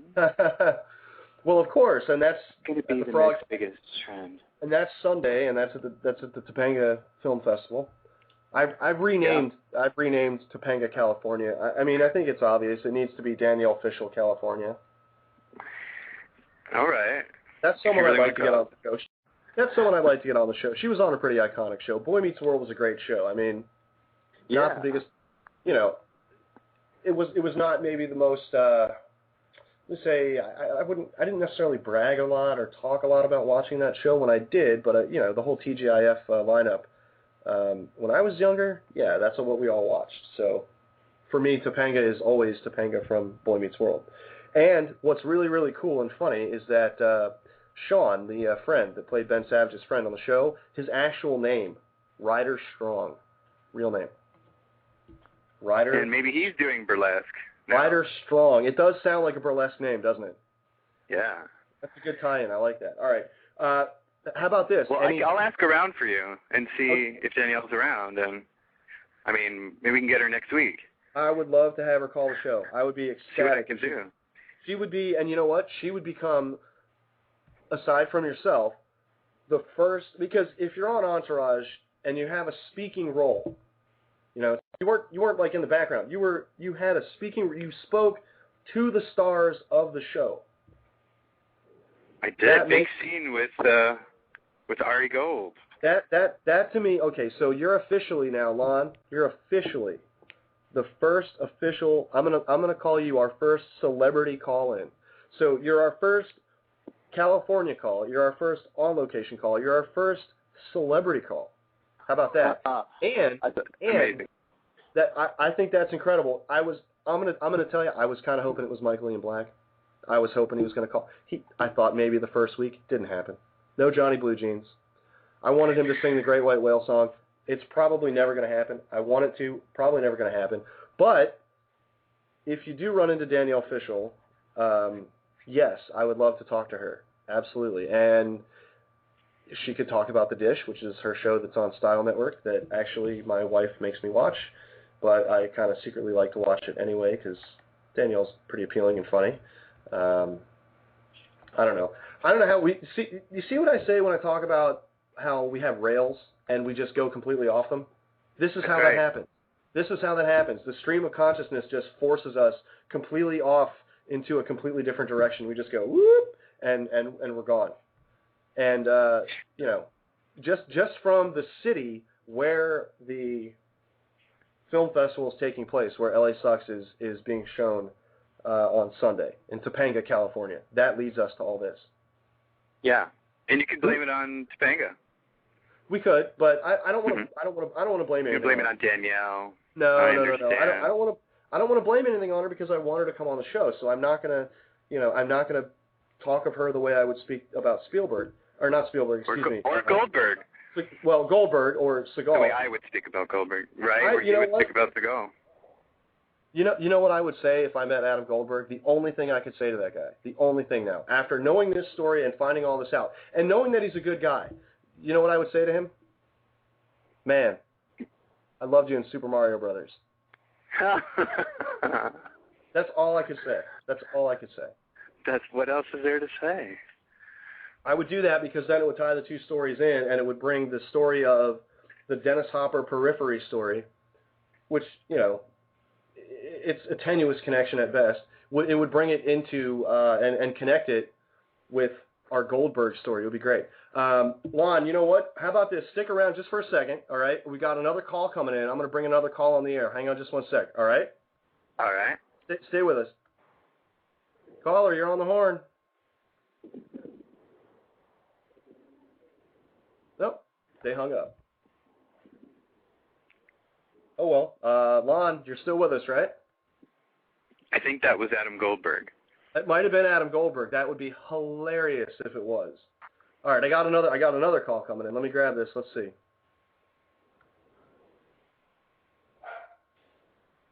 All right, Lon, hold on just one sec for me. Caller, you're on the horn. Caller, you're on the horn. You're on the air. Nope. All right. Lon, you know, we're just not having luck with these other calls. I don't know what to tell you. It could be Mercury retrograde. I don't know. It could be, or you know what I think it is? I think that there are actually some weak-ass vampires trying to call the show and they can't get through. Hold on. We got another one. Hold on. Let's see. You're on the horn. Hello. You're on the horn. Who do we got? Yes. I'm not sure. Who do you think we have? Oh, it's Headlock. Headlock, how you doing, sweetheart? Very good. How are you doing? Riding solo tonight, huh? Yeah, we're flying solo, and I'm really, really thankful that Lon has helped me out by calling in, and I'm glad to talk to you. How you doing? I'm sorry? Oh, I said I'm just glad to talk to you. What's going on up in New York? Not too much. Well, you know, I am doing temporary time in hell, so AKA, well, I won't say where I am, because I don't want to get anybody mad at me. So let's just say there's a certain company that's giving you some problems, right?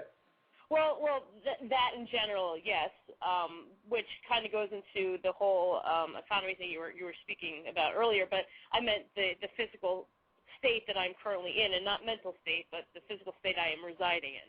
Shakespeare. Ah, gotcha. All right, you know what? I'm going to put you on hold for a sec. I think I might actually have either Adam Goldberg or Daniel Fishel. Hold on just one sec. Maybe Michael Ian Black. Hold on. Yeah, hold on. Let's find out. We got one more caller. Here we go. Caller, you're on the horn. Hello? Yeah, hi, who's this? Hey, it's Andrea, lunch friend. Ah, Andrea, how you doing? Good. I don't know if timing-wise, is he still on the phone? Yeah, he's still on. He's just on hold right now. Oh, okay. Is it one call at a time? We've got one at a time, and we've reached a record because now this is our second call, not only from California, but also from a celebrity, because you're a legit celebrity. you are a legitimate celebrity. You've done like a lot of stuff, a lot of TV shows. I love that I'm a legit celebrity in Florida. Well, you are everywhere, and of course we're glad to have you call in. What's going on? What do you got? Oh, I was just listening to Lon talk, and I really want to say he moved up because when he lived here, like in LA initially, some of the interesting things about LA is we lived in a building. He was my neighbor with a transsexual prostitute in the front. And not just derby dolls, but an insane one that worked in a dungeon and tried to kill herself by cutting the gas main. We all had to evacuate. So Lon's really moved up in the world. I'm still here. I'm still in the building with the transsexual prostitute. Oh my God! Oh wow! Okay, it was just sounding so glamorous. I had to put a stop to it. You've got to throw in a little bit of reality, is what's happening here. Yeah. Love Lon, but. I appreciate it because, well, frankly, it's hilarious. It is until you're evacuating, but yeah, it is. Well, it's like the earlier thing we're talking about where, a friend of ours got carjacked, right, at knife point, and when the guy took her car keys, like the driver's side door doesn't open from the outside, so he couldn't get into the car. Oh, so, yeah. He threw the keys at her and yelled at her and said, give me in the car, so she went around to the other side and showed him how to get in. It's the kind of a similar thing where it's like, funny at the time because it's terrifying that someone cut a gas line and could pretty much blow up the entire building and kill everybody there. Yeah. And even if that doesn't happen, the gas line could leak into the building and poison everyone, and no one would even know, right? So that's we all caught on pretty quick. Yeah, that's terrifying in and of itself. But after the fact, when everyone's safe. Wait a second. I'm sorry. I was napping for the beginning of the show. I just got the message from Lon. Your friend got carjacked and threw the key and taught him how to get in? Yeah, because when the carjacker, her car, the door on the side, the driver's side door does not open from the outside, right? So she gave him a little lesson in how to figure that out. Yeah, she actually opened the passenger side for him, crawled in, opened the driver's side door, and said, "Okay, now get in and steal my car." See, because when I get hijacked here, I just fake a seizure. That's the quickest way to get out of anything. Nobody wants to deal with you. They think you're going to piss yourself. Well, I think, first of all, it's great advice, and I'm going to use that. I'm going to steal that. Definitely. Works for girls and guys. Well, I will say this. I feel lucky because people are a little reluctant to try to attack someone that has a horn. I don't know why. Maybe it's an evolutionary thing. I don't know. I've been lucky up to this point. Yeah, I shouldn't probably even tempt my luck. I'm going to knock on wood that nothing bad happens to me. So, but that's the kind of LA story that I was hoping Lon was going to tell us. Well, the transsexual prostitute and the crazy roller derby chick that cuts a gas line to try to kill herself and possibly everybody in the building at the same time. That's an LA. Yeah, in fact, where LA Sucks was shot is in that building with right above. You can actually see into her darkened curtains into her lair if you look closely enough. That's fantastic. It's an iconic building. Let's because I know the things that you've been in. I've had many times of being shown your IMDb page and going through it and things like that. But for other people who maybe don't know, if you want to talk about it, you don't have to. Sure. Yeah, I've done just a number of features and TV out here. I was a series regular on Seventh Heaven when that was on the air. And now I've been directing right after Seventh Heaven. That's when I came up with the idea for LA Sucks. Before Twilight, before all that stuff, it doesn't really count saying that, but it's true. And no, it and is absolutely true. I can vouch for you on that one for sure. Thank you. And it's much higher quality, I might add. Not to put down other people's work, but let's be real, right? I appreciate it. I mean, a lot of that was work in progress. It was during the writer's strike, so I couldn't write a full script because the writer's strike happened. So Lon, like I said, was my neighbor, and I just bought a pair of fangs. I knew he could do accents. I was like, come up here. I want to see if you can do an ambiguously gay, ambiguously foreign accent with these fangs in your mouth. And he did a beautiful job. And so I stuck him in my closet. We just started working at characters, and that's the whole time capsule. Awesome. The opening. So yeah. See that again, my very different from, because again, the vampire thing is really hot right now. It's the trend, whatever. Oh my God, is it hot? Is that what we call it? I don't know. I'm so out of touch. I'm so out of touch. Yeah. I mean, without my co-host here, because I normally have a co-host, and my co-host is hilarious. He's a genius. I'm convinced. And he's pretty much the encyclopedia of all pop culture. I mean, he will tell you not only who was in the movie, but also who directed it, who wrote it, who catered it, Oh, he's one of those. Oh, yeah, totally. Although not comic book guy-ish, not obnoxious with it, just funny and helpful, He's the guy that if he was IMDb before IMDb, right? Without him here, I'm missing a certain element. So, but I always talk about how we have these rails that we're on for the show. We go off them completely. We're not even close. Yeah, I know. I noticed. It's just we spin in a totally different direction. I was actually, now you directed. Is this right? You directed LA Sucks, right? That's yeah. Okay. Yeah. It was right before the strike, and everybody was really freaking out because nobody was going to work, and so I bought a whole bunch of equipment. I knew I wanted to start directing and writing anyway, and we played with it. It was a lot of fun. It wasn't very structured, like a really professional shoot. We just kind of shot until we got hungry, and then we ordered food and went home. And I mean, it's kind of the vein of the show. That's exactly what we're all like. You can see our DP in a lot of reflections. I'll put it that way. But yeah. So I wrote and directed that, and then wrote the outline. It's improvised, and we have a couple other projects in development. One is UFO. If you go onto it's called The Making of UFO. If you go onto AndreaMorris.com, you can see our response to George Clooney and the UN as we try to lure him into this movie, and it's part of the movie. And so yeah, you can keep kind of abreast of everything. LASucks.tv, AndreaMorris.com, of what we're doing, Lon and me and our friends.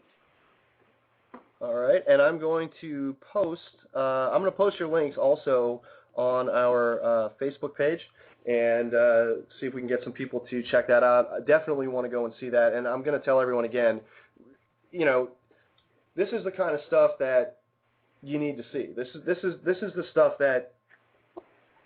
This is the kind of stuff that has more quality to it, and as far as just for me, because it's not full of.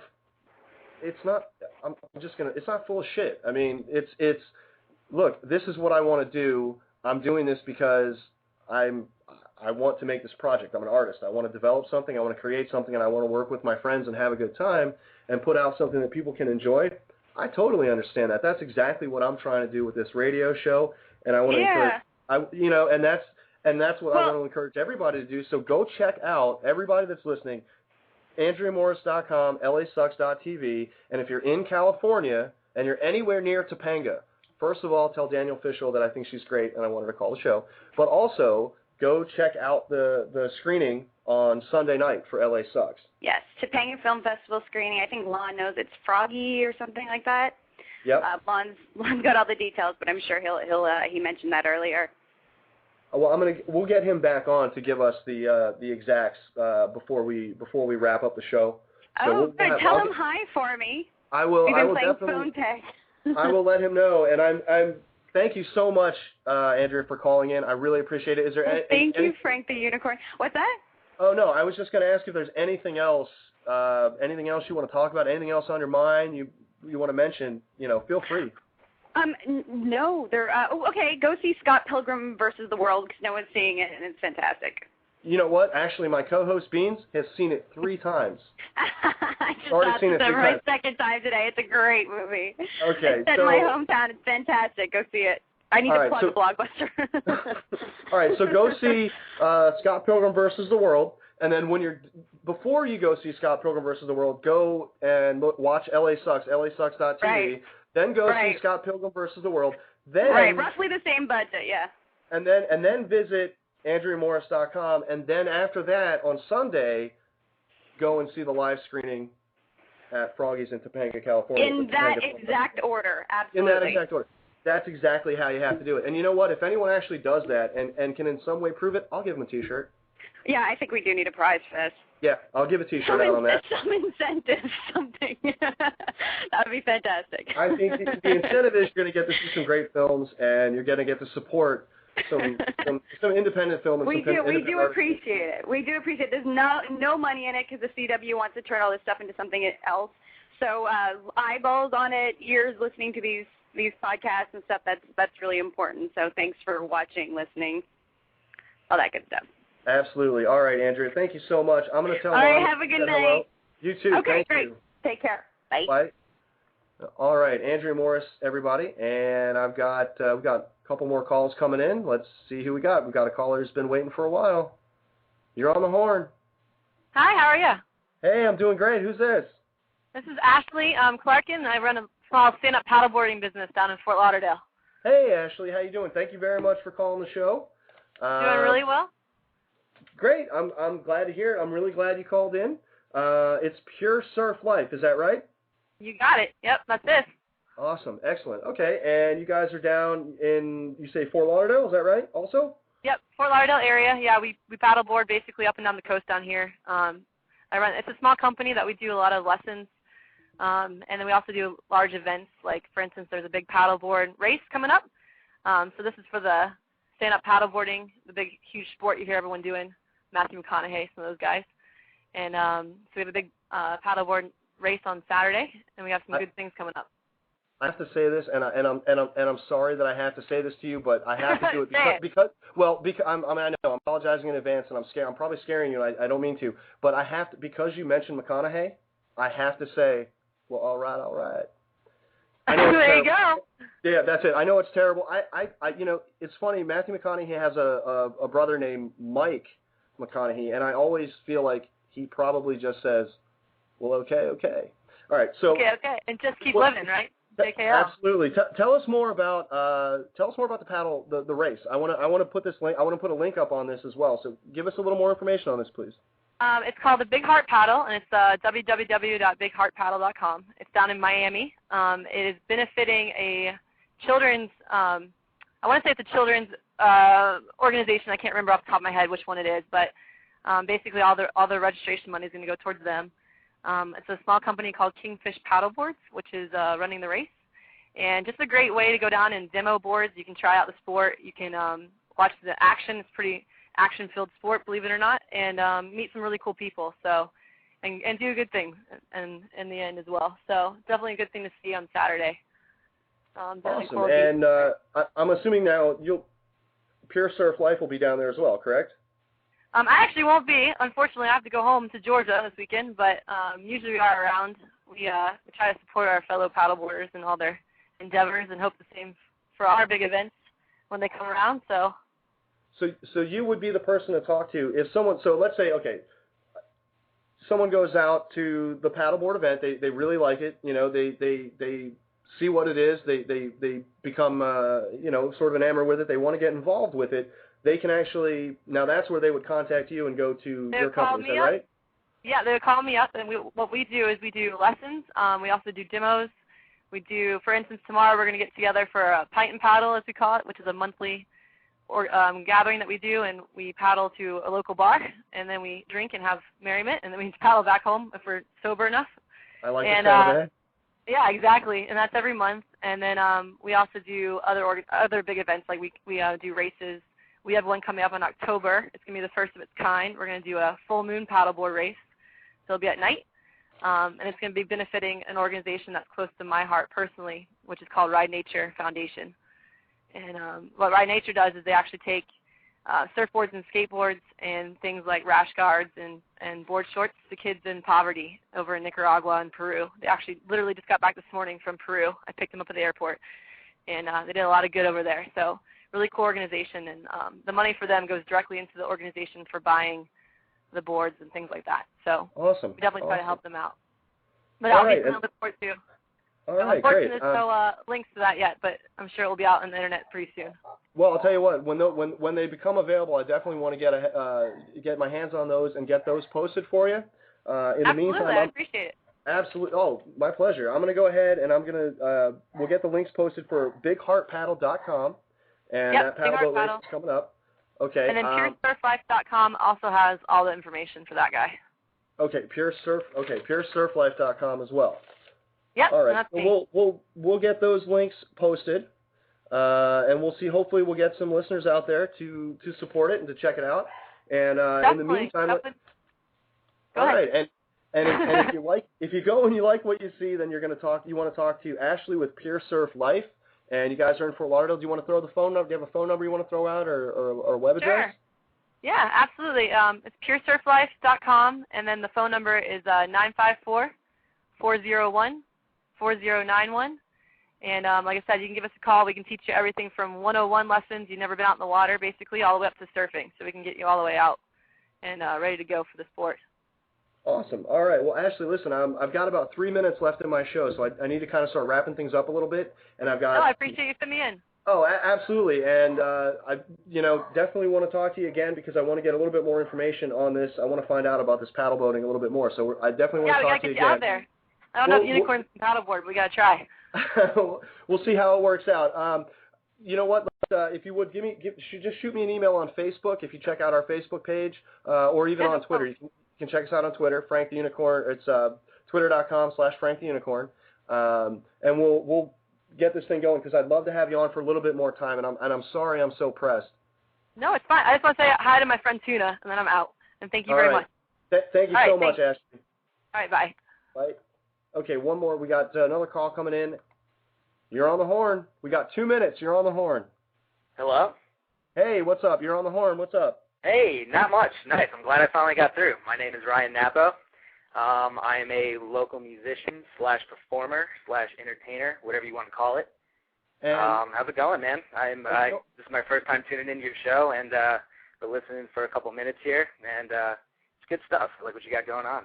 I appreciate it, Ryan. I'm gonna run through this real quick, only because I've got 2 minutes left. I'm really at the end of the show, and I wish I wish I had a little bit more time, but I want to, and we're definitely going to set up a call with Ryan in the future. I want to have you on because you're part of. You mentioned your musician. You're part of a really, really great acoustic band that I saw at the Brick. You guys are still playing there, right, in Fort Lauderdale? That is right. Every Friday from now until probably the rest of ever, we will be performing at the Brick in downtown Fort Lauderdale from 10 o'clock to about midnight, and mostly 90s music.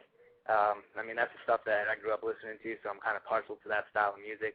But we dabble around with some newer stuff, some older stuff. But, we're all about a good time. We like to go down there, hang out with friends, play music, and, yeah, man, just kick it Fort Lauderdale style. Awesome. Now, it's the Brick. It's Fort Lauderdale. It's Los Olas downtown. It's Friday night, and the band is Jack and Ryan. Is that right? That is right. For full, Jack and Ryan Napo, but Jack and Ryan works as well. All right, excellent. Ryan, I got about 90 seconds. I got to wrap it up here, so I'm going to let you go. We're going to talk next. I want to see if I can get you guys to actually come in the studio at some point and maybe give us a live performance so we can get some people out there. Because I'll give you the endorsement. You guys are really, really good. You guys are really, really good, and people should go and see you. But I got 60 seconds left. Ryan, thank you very much for calling in. Yeah, no problem. Real quick, I got to give my buddy Stevie, Manny, Jason, and Sean a shout-out before I get out of here. There you go. All right. Thank you very much, Ryan. All right, man. Good talking to you. Good talking to you, too, man. Thanks. See ya. Bye. All right, Mon. Yo. You still with us? We got about 40 seconds. We're going to wrap it up. Give us where we can see LA Sucks this week in Topanga. Sunday nights, Froggies, 7:30. Admission is free. Just reserve a seat at TopangaFilmFestival.com. All right, excellent. Stay with me to the end here. I'm going to wrap it up real quick. I just want to remind everyone, we got the show at the Funky Buddha Lounge, 2621 North Federal Highway in Boca, 561-368-4643. That's coming up, and we're out. That is the end of the Frank the Unicorn Show. The solo show is over. Ryan, thank you for calling. Ashley, thank you for calling. Lon and Andrea, thank you very much. Ricky, we love you. Headlock, we'll talk to you later.